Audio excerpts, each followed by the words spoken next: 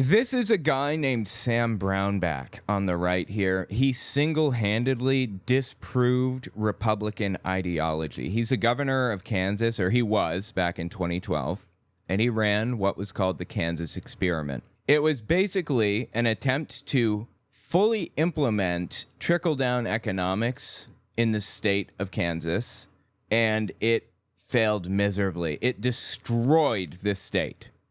You know what trickle-down economics does?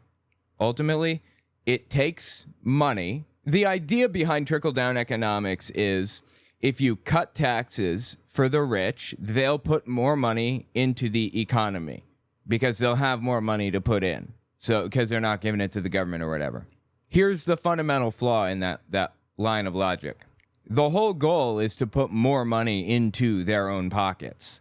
So you think that you're putting more money into the economy. In reality, you're putting more money in their pockets. That's it. It's not like there's a temporary, short-term stimulative effect and a longer-term kind of destructive effect. Anyway, Sam Brownback ran the experiment, and Republican strategists and operatives just kind of wanted to like cover it up because oopsie daisy, didn't mean to do that.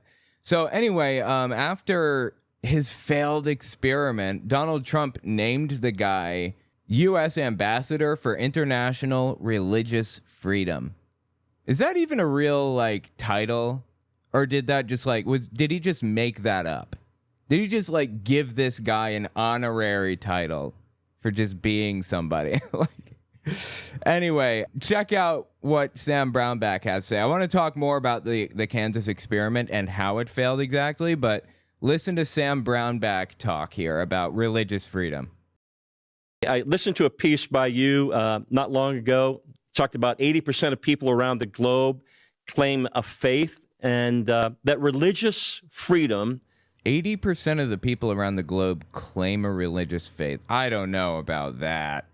China is nationally atheist, and I don't know how you could possibly get accurate numbers without counting China. They have 1.5 billion people there. Now, I don't believe that they are atheists in China. I just think that they don't feel that it's safe to answer polls any other way. So it's just like, it's every little thing you have to distrust from these people.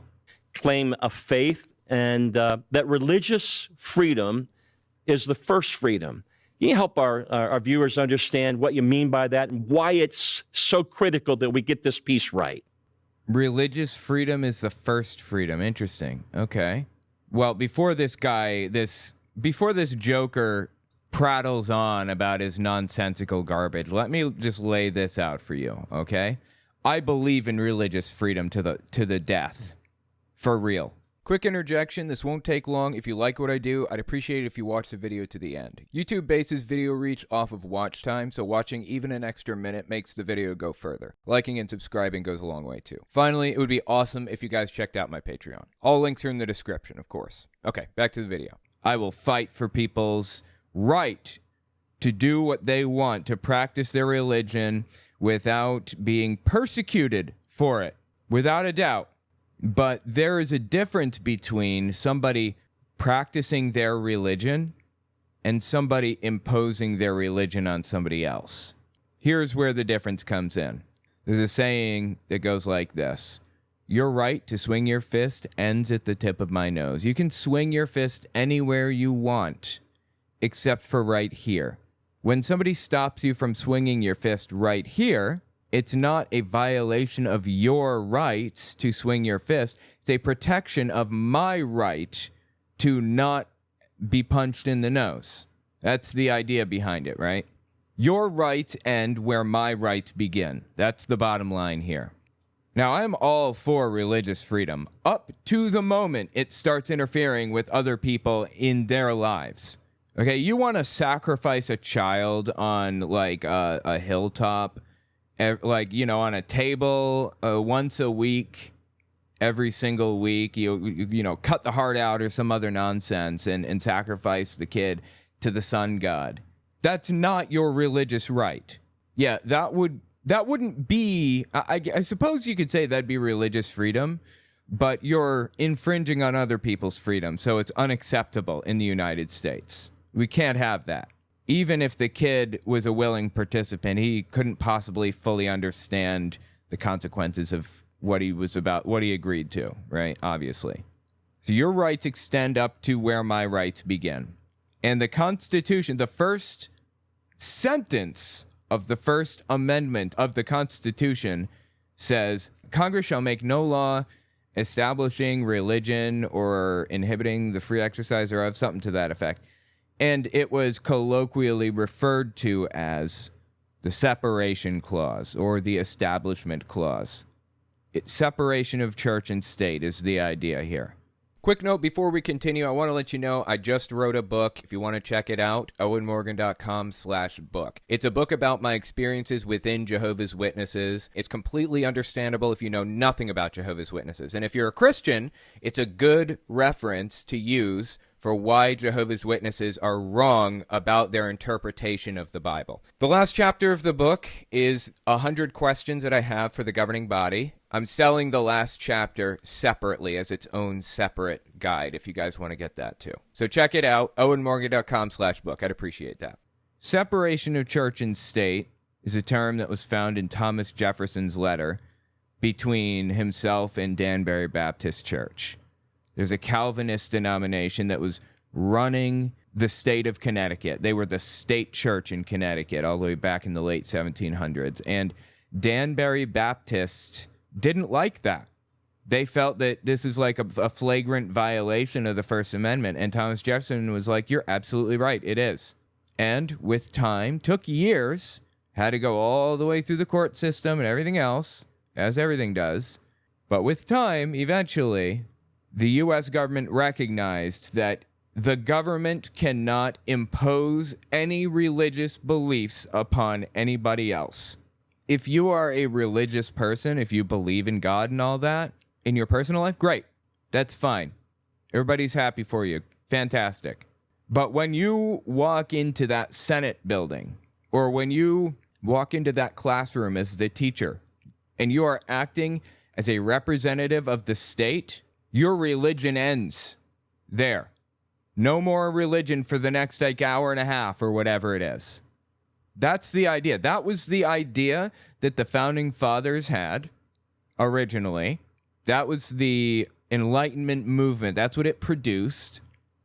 And even if it wasn't what the Founding Fathers intended, that's what it should be. You know why? Because we have Muslims in this country, and we have Sikhs, and we have Jains, and we have Hindus, and Buddhists, and Shinto, and God, I could keep on going. I could go forever. How many religions are there out there? Not to mention Christian denominations. A ton. There are all kinds of different religions out there. The Muslim does not have the right to enforce Muslim laws upon the people in their state or in their district or in their whatever. You know, if we got a Muslim president, it would be unacceptable for that Muslim president to force everybody to bow down and pray 5 times a day. Doesn't matter who they're praying to or whatever. No, that's unacceptable. I don't care what it is. Congress shall make no law establishing religion or prohibiting the free exercise thereof. The heart of that, as clarified by the Supreme Court and is now case law, is the government will not get involved in religion at all. It won't make any decisions for religions, and religion will stay out of it completely. Raphael Warnock is a pastor. I think he's the pastor of MLK Jr.'s old church, right? Is that? I could be wrong on that. He's also a Democrat and a senator in Georgia. I have no problem with that. Dude seems to be capable of separating his faith from his job as a senator, it appears to me. I don't have an issue with people being religious and also being in state or whatever. My issue comes when somebody tries to merge the two. When they use their position of authority, like as a teacher, for example, or as like a senator, when they use their position of authority to impose their religious beliefs upon others, or to impose a religion upon other people. That pisses me off more than you could possibly know. I want to go scorched earth when I see that kind of thing. Anyway, the idea behind separation of church and state, behind the First Amendment in the first place, was everybody should be free to do whatever they want until it interferes with your life. Your right to swing your fist ends at the tip of my nose. Your rights end where my rights begin. That's the idea. That's what America was built on. So let's hear how this, what was his name, Sam Brownback? Former U.S. Ambassador for International Religious Freedom. Let's see what he has to say with all that in mind. I listened to a piece by you not long ago. Talked about 80% of people around the globe claim a faith, and that religion... like, I don't believe a word out of their mouths. I'm sorry. Religious freedom is the first freedom. Can you help our viewers understand what you mean by that and why it's so critical that we get this piece right? For the record, God in the Bible did not believe in religious freedom. So I don't know what he's talking about, why he would be in favor of religious freedom. It was a freedom given to us by God. No, it says in the first commandment, thou shalt have no other gods before me. The first commandment contradicts the First Amendment. It's impossible for them to coexist, for those two things to coexist. When he created man, he gave us religious freedom. He said, I'm not going to make you automatons. I'm not going to make you robotic. You can pursue me or not, and you decide. Okay, great. I'm even going to allow you to be tempted to go the wrong way. And he does it knowing we'll mess up on it. He's going to have to send his son to clean up the mess that we create, and he still gives us to us. And yeah, that's kind of weird, right? Doesn't God like understand everything that's going to happen into the future already? Like, why did he let all of that play out that way? Why didn't he just give Adam and Eve like a vasectomy or a hysterectomy and put them off in Australia or something and say, go nuts, do whatever you want to do, live your life, and have fun. I'll be over here somewhere else. And then create a new breeding pair somewhere where there isn't a tree that can kill you if you eat from it. Like, maybe put them in America instead. Like, I'm not like the smartest guy alive, okay? I'm just some dude sitting behind a microphone. That's it. And I came up with that idea. How is God so stupid that he's incapable of just coming up with the most basic solutions? so, I look at that and see that as really a cornerstone of human dignity. And right now it's under attack in so many places around the world, almost like never before. Well, that's true, but I'd be willing to bet that Sam Brownback and I completely disagree on in what ways religious freedom is under attack around the world. This dude's just a joke. He's an absolute joke. And he's been a joke for a long time, okay? Like I told you at the beginning, this dude ran the Kansas experiment. He implemented trickle-down economics. I don't know who came up with trickle-down economics. It was certainly some rich billionaire think tank or something to put more money in their pockets, without a doubt. And they weaseled Ronald Reagan into running with it on their behalf. So it was popularized by Ronald Reagan. I doubt he came up with it with everything in me. But George H.W. Bush originally, back in the 1980s, he ran against Ronald Reagan. And Reagan eventually chose him as his running mate, as his vice president.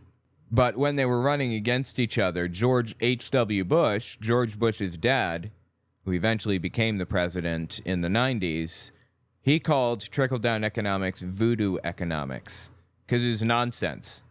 He knew it was nonsense then, and it's nonsense now. It's always been nonsense. So let me just read this story from rawstory.com, kind of give you an idea of, what happened with the Kansas experiment.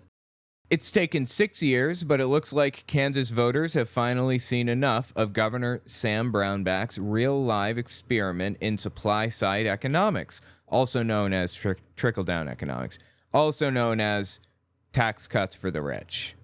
That was the plan all along, tax cuts for the... Anytime you hear somebody say, cut taxes for the rich, or cut taxes at all, anytime somebody is talking about cutting taxes, ever, to any degree, this is what they're talking about. Trickle-down economics, supply-side economics. It's debunked nonsense. It was debunked 30 years ago, but if it wasn't debunked then, at least in theory, it was debunked in practice in Kansas.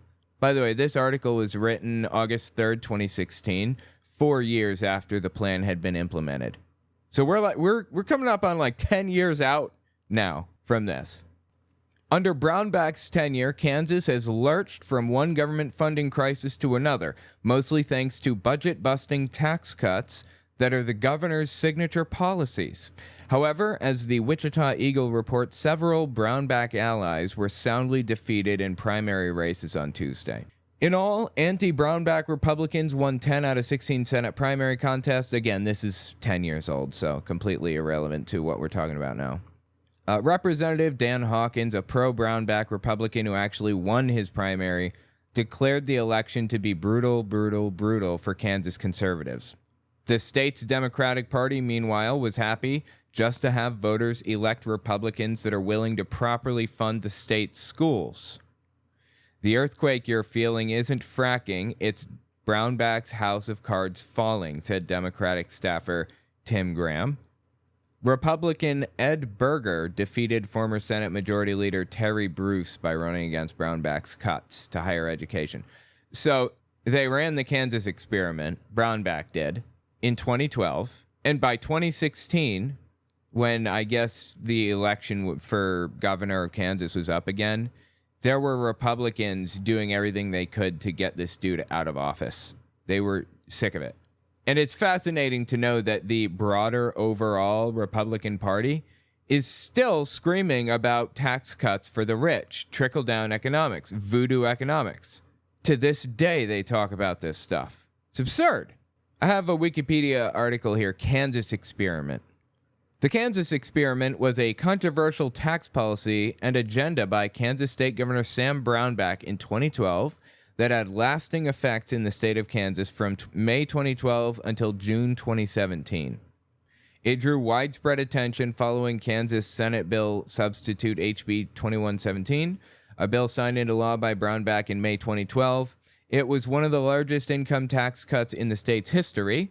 The Kansas Experiment has also been called the Great Kansas Tax Cut Experiment, the Red State Experiment, the Tax Experiment in Kansas, and one of the cleanest experiments for how tax cuts affect economic growth in the U.S. You know, economists have been telling us for who knows how long that trickle-down economics is nonsense, it's complete garbage, and if you believe that it's relevant to any degree, then you're an idiot. They've been saying that for a long, long time. But if we needed more evidence, thank you, Kansans, for taking one for the team and having your state's economy absolutely wrecked in the process. I can't believe that this dude is showing his face again, honestly. Brownback, he was very much exiled from the party after he did that because he openly made trickle-down economics look really bad. He openly made it obvious that it was complete nonsense all along, that it was just a grift. It was a scam. The whole thing was a scam from the start. There's no denying it anymore, thanks to the guy on the right here. Thank you, Sam Brownback. And thank you, Kansans, for taking one for the team. Anyway, I'm just I'm blown away by the fact that Brownback has any relevance at all today after the Republican Party kind of tossed him out on his own, for lack of a better term. And I'm kind of blown away by the fact that Trump included him at all. Former U.S. Ambassador for International Religious Freedom, whatever that means. I just love everything about it. It's so fascinating. Tell me what you think about it in the comments. This is just wild. Stampede, this is on top of Ken Ham's Ark encounter. Oh, you talking about Brownback's experiment showing that it couldn't work in Kansas? You talking about Ken Ham building an ark and proving that it couldn't work in the process? How is Ken Ham still a believer after building that ark? That's my question. I would love to know.